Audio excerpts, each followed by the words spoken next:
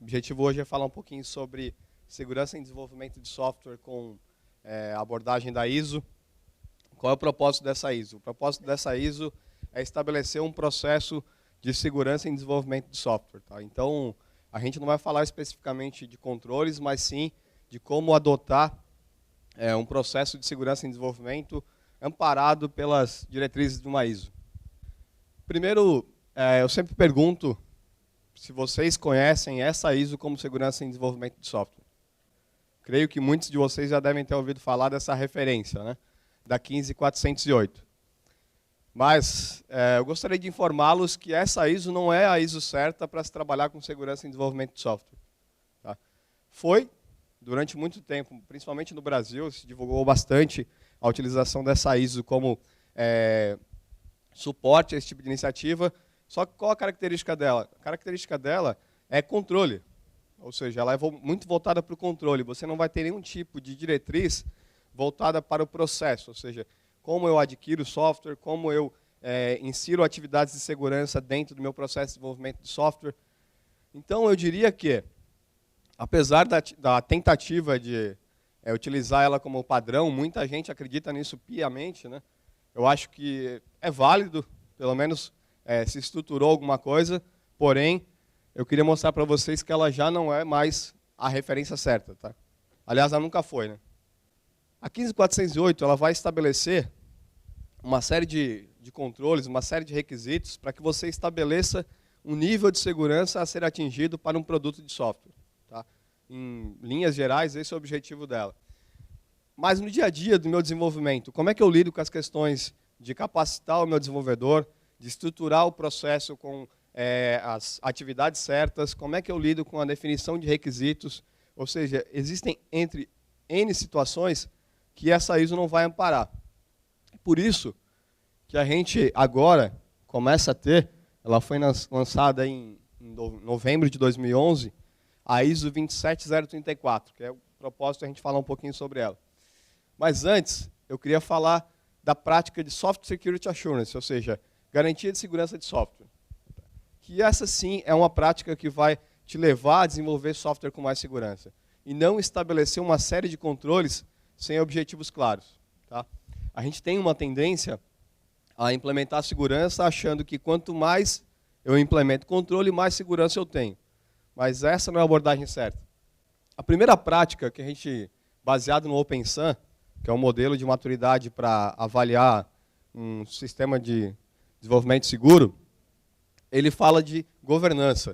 O que seria isso? Governança eu tenho que ter, pelo menos, na palestra do Ricardo anterior, ele comentou muito essa necessidade de conversar com a alta direção de uma empresa. Ou seja, quem determina o que pode ser feito, o que não pode ser feito, e o principal, para onde nós iremos. Ou seja, ninguém trabalha dentro de nenhuma organização decidindo para onde vai.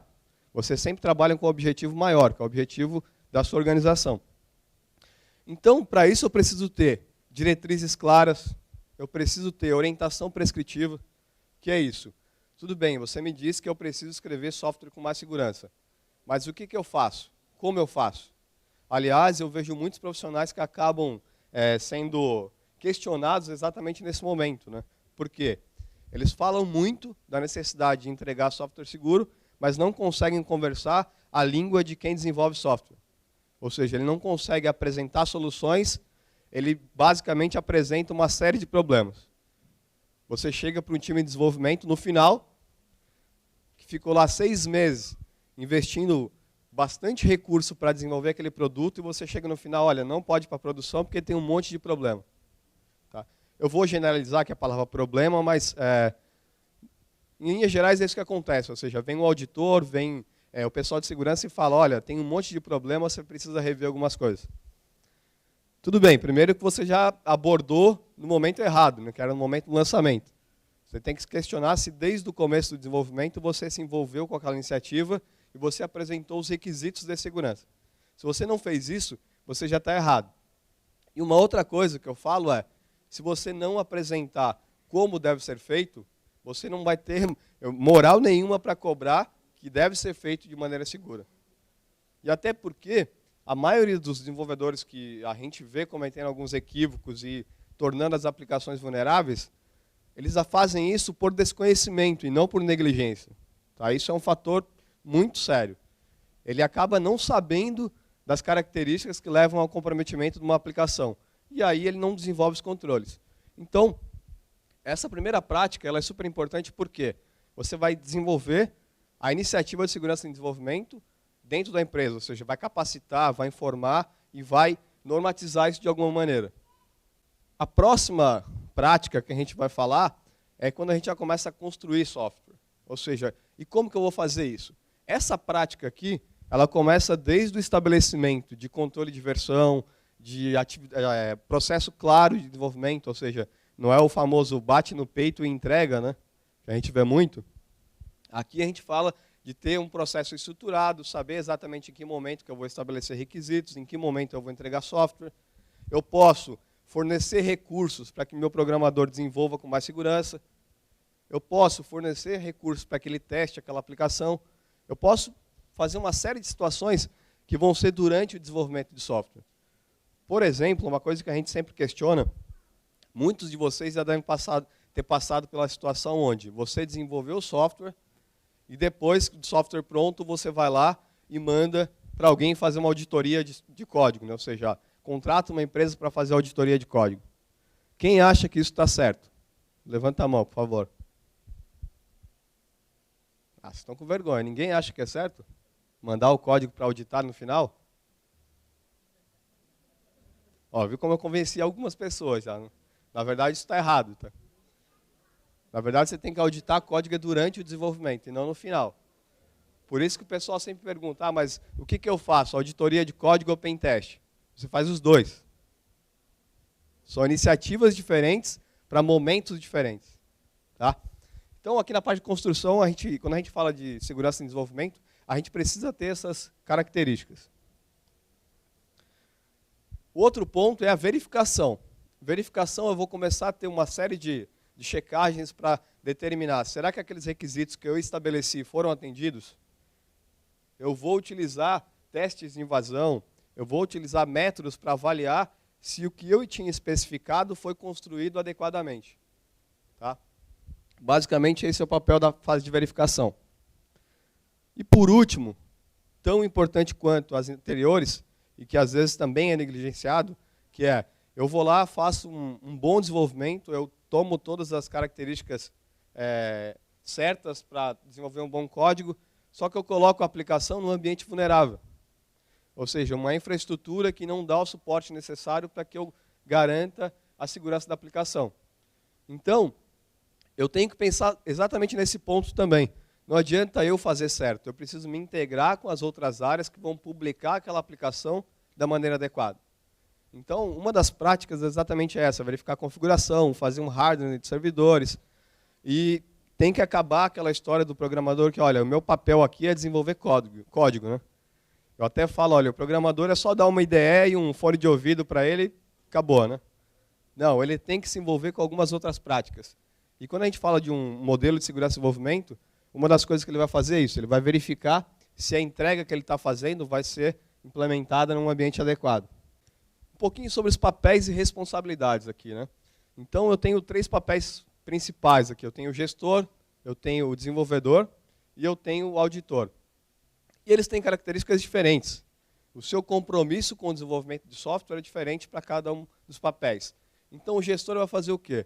O gestor vai verificar, vai fazer com que aquele processo seja adequadamente seguido e também apurar os resultados. Tá? Ou seja, ele vai ser o viabilizador. Né? Ou seja, eu tenho um processo estabelecido, ele vai viabilizar, controlar, gerenciar para ver se aquilo vai ser adequadamente seguido.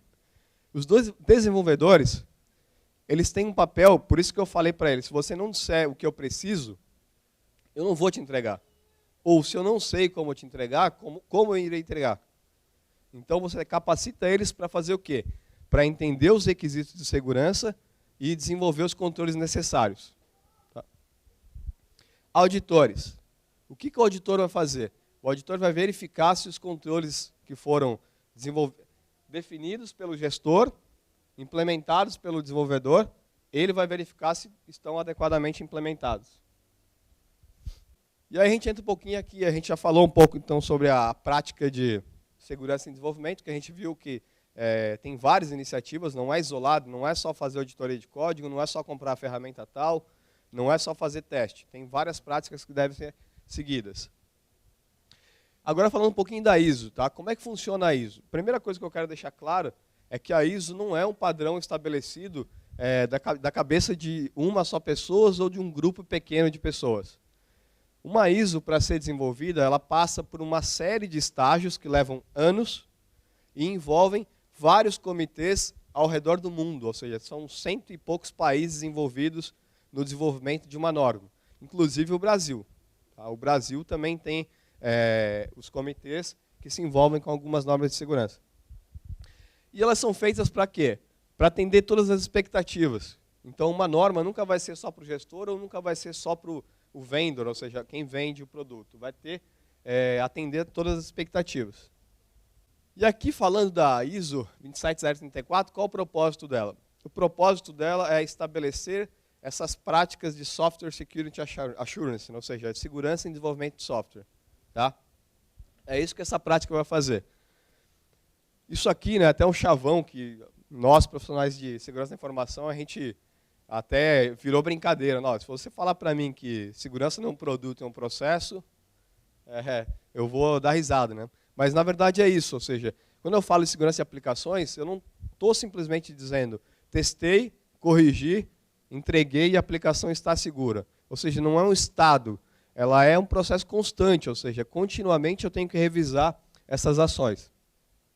Então, a ISO ela prevê 6 partes, das quais só a primeira parte está ainda publicada, foi publicada em novembro. E a gente tem essa característica aqui. Ó. O que ela apresenta, essa primeira parte? Princípios, ou seja, o que eu devo atender, o que eu devo fazer para ter segurança em aplicações. Alguns conceitos que ela define, por exemplo, ela ajuda a entender essa característica onde eu preciso estabelecer o meu perfil de risco para aquele cenário, para aquela aplicação, para que eu busque a segurança somente necessária, nem mais, nem menos. Tá? Ela foi desenvolvida para adotar, junto com a série 27000, né, que são as normas aí de sistema de gestão de segurança. Tem uma série bem grande aí de normas dessa linha. E agora falando dos princípios aqui, tá? Primeiro, deixar claro isso aqui, né, porque isso aqui também é uma outra... a gente vê muito essa, vamos chamar de argumento, mas para mim é desculpa, falando que, não, mas eu contrato tudo de fora. Eles acabam falando o seguinte, olha, como eu contrato o software de fora, eu não tenho desenvolvimento, então eu não preciso me preocupar com isso.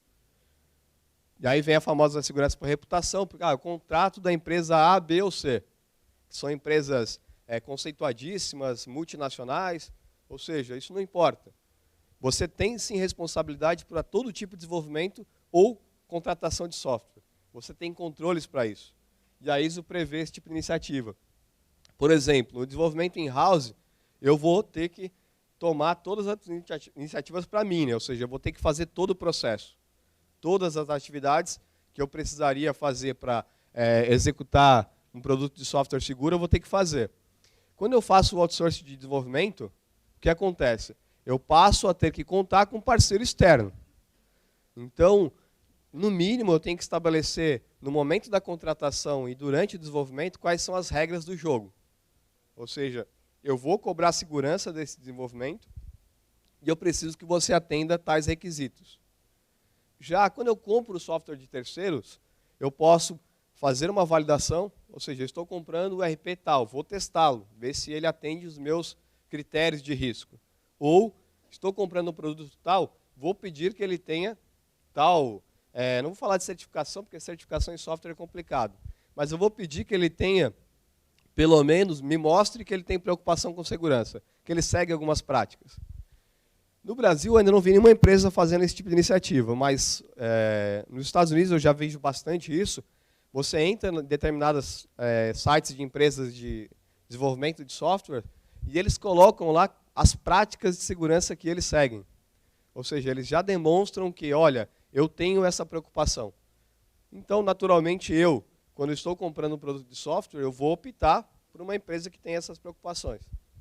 Então fujam daquele argumento, daquela desculpa, de que se eu compro o produto de software de um terceiro, ou faço um outsourcing, eu não preciso preocupar com a segurança. E aí alguns princípios aqui. Primeiro, segurança é um requisito. A norma deixa isso bem claro. E esse requisito vai variar com o contexto. Ou seja, eu tenho uma aplicação que vai precisar de muitos requisitos e tem uma outra que não vai precisar de tantos requisitos. Então isso vai depender muito do tipo, do contexto daquela aplicação. Eu tenho, por exemplo, aplicações que precisam lidar com cartão de crédito que devem seguir alguns padrões, como o PCI DSS. Eu tenho um Internet Banking que tem um nível de criticidade muito alto, então eu vou ter que ter controles mais rígidos. Agora eu tenho aplicações que são aplicações desenvolvidas sem muita necessidade de risco. Por isso que ele fala que depende do contexto. Outra questão é o investimento apropriado, ou seja, você não pode inviabilizar do ponto de vista financeiro. Não adianta, eu tenho desenvolvimento que vai ter pouco recurso, ou seja, tem empresas que elas determinam um orçamento para investir em tal projeto, então naquele projeto não adianta eu querer empurrar muitos controles, muitos recursos de segurança, porque vai inviabilizar pelo fator custo. Então o que eu preciso fazer? Eu preciso entender qual é o meu perfil de risco daquela aplicação e investir o necessário. Essa é a palavra-chave. E eu acho que a ISO foi muito feliz em comentar esses pontos, porque, apesar de parecer óbvio, muitos profissionais, muita gente que lida com segurança comete esses erros, né? Que é o doutor não, ou se não aquele cara que acha que para investir em segurança eu tenho que fazer tudo. Não, você não precisa fazer tudo, você precisa fazer o necessário. Tá? E a outra questão é essa aqui, né? Por exemplo, toda iniciativa dentro de uma empresa, pelo menos empresas organizadas e que preservam o seu orçamento, precisa ser mostrado qual o benefício que ela trouxe. E em segurança e desenvolvimento não é diferente. Ele diz que você precisa trabalhar de maneira clara e apresentar evidências de que o processo de segurança e desenvolvimento está sendo bem feito. Ou seja, quais os benefícios que eu estou trazendo para a minha organização seguindo essas práticas. Então, esses são os princípios. Agora, falando de dois conceitos que são fatores chaves dentro dessa ISO, que é, o primeiro é o Level of Trust, que é esse aqui, o Application Target Level of Trust. O que é isso? É analisar aquela aplicação, aquele cenário e dizer, o nível de segurança que eu preciso para essa aplicação é esse. Nem mais, nem menos. E aí vem o ASC, né, que são os controles. Os controles são os mais variados. Tá? Vai depender muito da aplicação, vai depender do nível de risco. Então, por isso que ele fala de Application Security Control, ou seja, pode ser os mais variados. A parte 6, que tem previsão para 2016, ela tem lá a ideia de sugerir alguns controles. Tá? Mas, a princípio, essa ISO aqui vai falar só que você precisa de controles. E aqui fica o X da questão, né? Então, o que seria esse processo que a gente fala que a ISO vem nos ajudar a estabelecer? O processo seria esse aqui. Ó. Então, a primeira coisa que eu tenho que fazer no meu desenvolvimento de um produto de software é identificar os requisitos. O que aquela aplicação precisa de segurança, o que aquela aplicação precisa de infraestrutura, todos os requisitos devem ser especificados. Depois eu posso analisar os riscos, que a gente fala muito também de modelagem de ameaças, né? Ou seja, a modelagem de ameaças é justamente um processo de análise de risco, que eu vou pegar aquela aplicação que está sendo concebida e eu vou prospectar, ou seja, eu vou pensar em cenários de casos de abuso, ou seja, como essa aplicação pode ser comprometida, como essa aplicação pode ter os seus dados comprometidos, como essa aplicação pode ser usada para fins que não são os previstos. Feito isso, eu vou ter o nível de segurança desejado, que é o Level of Trust, ou seja, aqui é o perfil de risco para aquele desenvolvimento. E depois, para que eu mantenha esse perfil, atinja esse perfil e também mantenha, eu vou ter que ter normativos, orientação prescritiva, eu vou ter que ter uma série de iniciativas dentro do meu desenvolvimento. Depois eu vou ter operação, né? O pessoal fala, mas operação, o que tem a ver a operação com desenvolvimento seguro? Tem tudo a ver.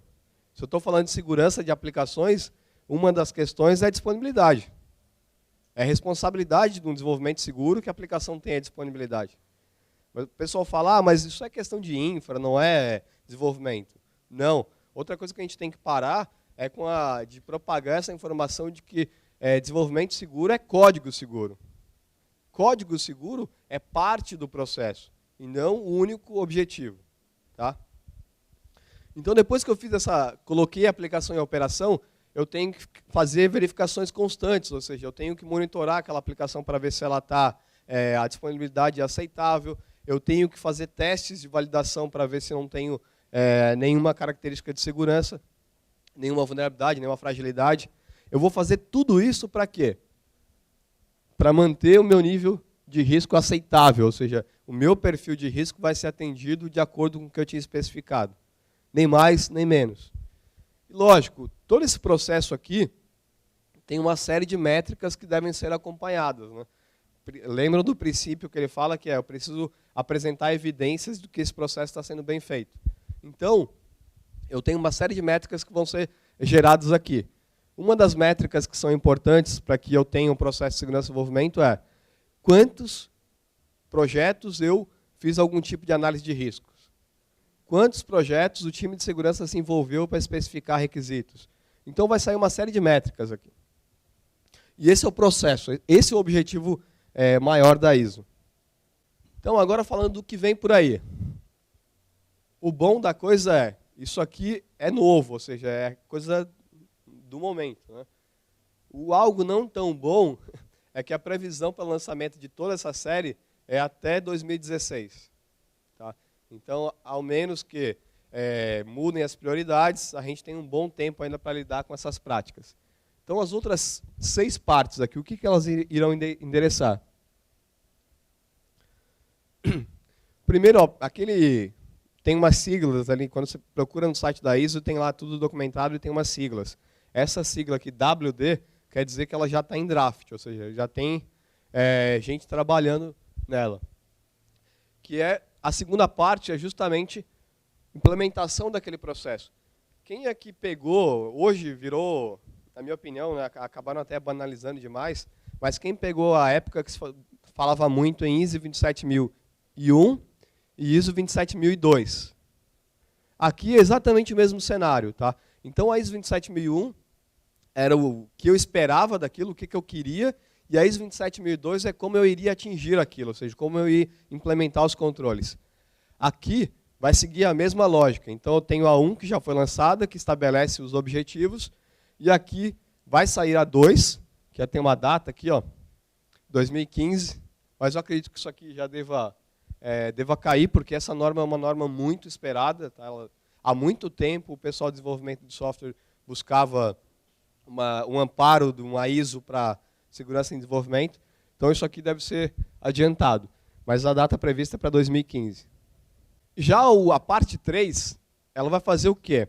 Ela vai falar como você vai integrar aquele processo aos outros processos da organização. A gente sabe que um processo ele não é uma coisa isolada dentro de uma organização. Ele precisa interagir, depende de entradas de vários outros processos na empresa. Então aqui a 3 vai tratar especificamente estas questões de interdependência e algumas características específicas. A parte 4, a gente vai falar aqui do validação. Aliás, essa norma aqui é o que interessa muito às empresas que trabalham com esse tipo de iniciativa, né? De validação de segurança de software. Que ela vai ser basicamente a norma que, a princípio, eles dizem até que vai certificar as empresas especializadas em teste de segurança de aplicação. Tá? Que é a 27034. Essa, até eu me enganei, eu pensei que era 2016, não, é 2017 o final da publicação desses padrões. Parte 5, olha que interessante, eles têm como objetivo criar um padrão estruturado, ou seja, um XML, sugerindo controles.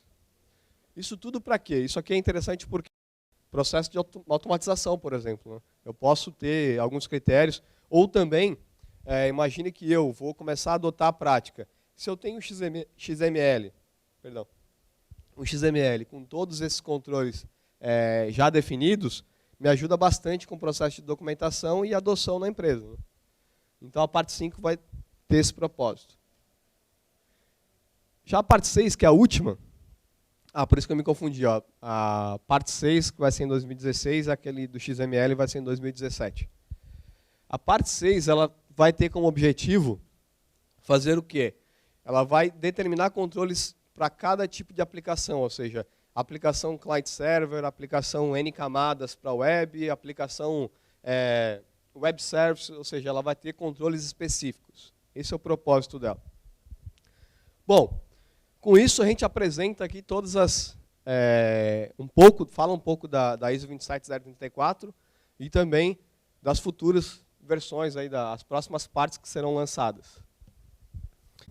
Sempre que eu falo de implementação de um processo, de implementação de um modelo de controles, eu tenho que ter ali, no mínimo, avaliação para fazer um modelo de maturidade, né? Ou seja, uma coisa é eu ter todos os controles adotados, outra coisa é eu estar começando, eu estar no começo da minha caminhada. Tá? Então, o OpenSUN, eles fizeram um trabalho bem legal, que foi, eles pegaram as práticas sugeridas na ISO 27034 e fizeram uma matriz correlacionando com as práticas do OpenSUN. As práticas do OpenSUN é aquele modelo de segurança e desenvolvimento de software. Então, tem a governança, a construção, a verificação e a implementação, ou seja, a operação daquela aplicação. Então, esse é o papel do OpenSUN. Ele tem 3 níveis, tá? Na verdade, 4, mas sendo 0 até o 3, que vai determinar quanto de prática de segurança e desenvolvimento eu tenho. Então, eu recomendo que vocês utilizem esse material desde o começo do investimento, ou seja, desde o começo da iniciativa de segurança e desenvolvimento, eu recomendo que vocês adotem isso, porque vocês conseguem estabelecer metas, conseguem identificar o que eu já fiz, o que eu tenho e o que eu preciso fazer para atingir o nível de maturidade que eu espero. Ou seja, consigo criar um plano de ação. E o documento é bem rico, porque ele passa, cada uma dessas práticas, ele coloca fatores de sucesso, métricas que podem ser implementadas, e uma série de informações. Tem também um trabalho que é o BSIMM, BSIMM, que é bem parecido com o OpenSUN, só que a diferença do BSIMM é a seguinte, por exemplo, ele faz uma pesquisa, o documento deles traz uma série de informações sobre a adoção dessas práticas em grandes empresas pelo mundo. Então, Microsoft, Google, EMC, TIM, ou seja, várias empresas pelo mundo, eles fazem esse trabalho e lançam esse material. Ele está na 3ª versão e eu também recomendo bastante a leitura dele. Bom, então eu creio que agora todo mundo que tem o objetivo de atender uma ISO já sabe qual é a ISO certa que deve ser atingida, né? E não mais a 15408. Obrigado, pessoal.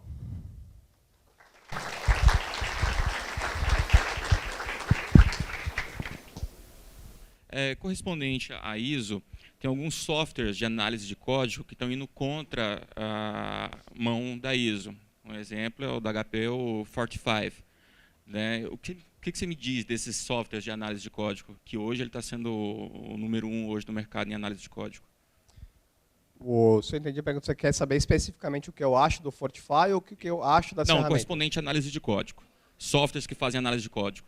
Bom, fica difícil colocar um selo, né? O que eu sei é que a Fortify é a mais forte, ou seja, é a mais conhecida, que tem mais investimento e a mais, teoricamente, a melhor das outras ferramentas, né? Ela se enquadra num nível acima de outras ferramentas.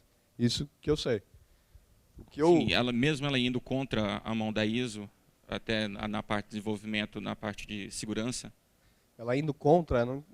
porque no caso, no portfólio deles, eles estão indo um pouco na contramão, de acordo com o diagrama que você apresentou. Né? Eles saltam alguns pontos e passam direto entre algumas escalas. Aí eu chamo daquela velha história, né? Por exemplo, o player que desenvolve a ferramenta, ele sempre vai tentar levar as empresas a adquirir o produto dele para resolver os problemas. Né? Eu vejo muito pouco player se posicionando como eu sou parte da solução. Eles acabam dizendo, olha, investe aqui uma boa quantidade de dólares na minha ferramenta e eu resolvo o seu problema. Só que isso não acontece na prática. Né? Para vocês terem uma ideia, existe um outro trabalho que chama o ASP-ASVS, que ele determina lá 4 níveis de testes, ou seja, 4 níveis de teste de aplicação. E quando a gente fala de auditoria automatizada, ou seja, análise estática de código, ou dinâmica, no caso do Fortify, a gente está falando que está no nível 1.